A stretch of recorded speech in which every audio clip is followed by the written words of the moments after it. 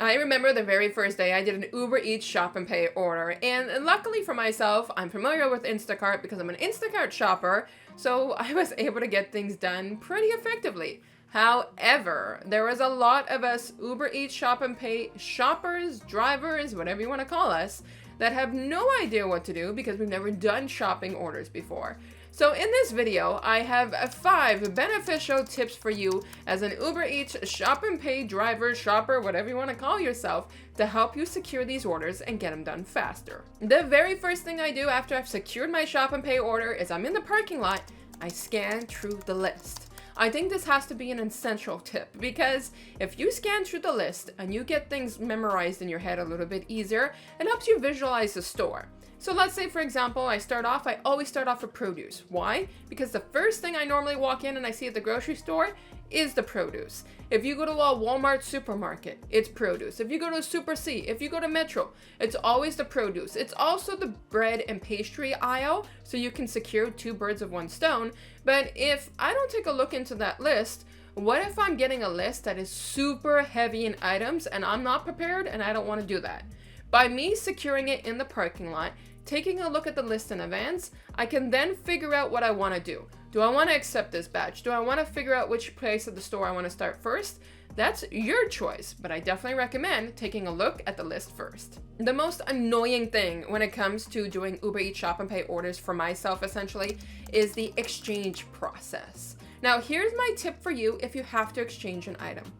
You have to exchange it, you find a supplement replacement. Great. You send it off to the customer, but they don't reply after 5 minutes. Don't stress yourself. Put that option inside your basket and carry on with your other purchases for your customer. If by the end, and it doesn't matter how many more other replacements or substitutes you have to do, if you have 3 more, put them the same thing. Send it to your customer, put it in your basket, and continue shopping. If by the end of your shopping experience, you do not have a reply from your customer, simply do refunds. Do not be waiting around for 30 minutes, 20 minutes, etc. for an endless reply that might not be there. Your customer could be in a work meeting. They could be working in general. They could be out driving. They could be having kids. And because of that, they might not ever get back to you until 2 hours later. Do you want to truly sit around and wait for a reply versus simply getting on with your day? I think you might want to get on with your day because you might not ever get an answer from your customer. If there is an exchange, keep your supplement with you, keep it in the basket, and simply text the customer. But if by the time you are done all of your shopping, if they have not replied, simply just do a refund. As a gig worker, you are entitled to quite a few things as an independent contractor. And one of the major things that you're entitled to is having a little bit respect. Now, if you have a customer that is either trashing you inside the text box, is being super rude to you, they are threatening for your tip, simply cancel that batch. No batch is worth keeping. No shop and pay order is worth keeping if you are being disrespected from your client.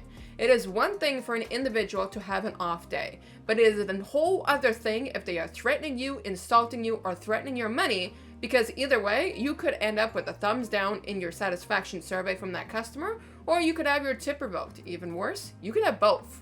Now, no customer should be dangling a tip over your head, but additionally, no customer should be insulting you when it comes to these text messages or even picking up the phone to try to contact you. Make sure you know your rights, and I'm telling you, your right is you can cancel the order when it comes to being disrespected from your customer. This will truly help you make you feel like shop and pay orders aren't so bad because you have a little bit of flexibility, and also your customer needs to know that courtesy goes a long way. I have probably answered this question the most out of any question that I get asked on my YouTube channel, and that is, do my customers get charged for the bags? And the answer is yes. When it comes to checkout, take the groceries, check them out, pay for them with the Uber Eats Plus card, but also add the grocery bags for the customers. I have this video linked up above, which is an Uber Eats shop and pay order that I did as a ride-along video. In there, at the end of the video, I demonstrate that there was 4 for $1 bags at the checkout.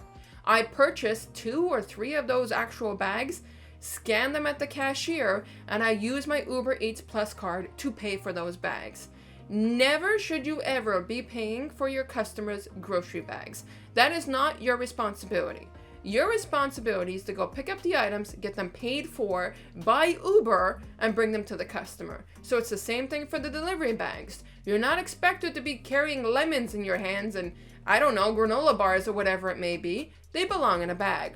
Now, if you want to be courteous and you're at the cash register, if there's boxes that are from the produce aisle that you prefer to utilize for your customers so they don't get charged for the bags, go ahead and go for it. Now, also, do not begin in the most expensive bags, the biggest bags. Aim for the cheapest and the smallest bags. Pack them as much as you can, and then you're good when it comes to the grocery bags when it comes to doing an Uber Eats Shop and Pay order. Now, this one is a suggestion. It's up to you, but it kind of makes the most sense for me due to temperature control. When it comes to shopping for Uber Eats Shop and Pay orders, just make sure you take the frozen things last. I mean, it's evidential. You don't want melted things in the basket. You don't want a customer complaining in your ear nonstop about it. So the one basic thing that I can definitely say is save the frozen stuff for last and carry on with the other stuff beforehand. Now, this last one I have for you lovelies is one that makes a difference for me truly, but as well can affect your survey and your tip. And that's packing the groceries neatly in the bags. If you are just gonna throw everything in the bag and you hand it to the customer, expect to be docked on your survey or your tip. You're not handling things with care, and there is customer service involved in this.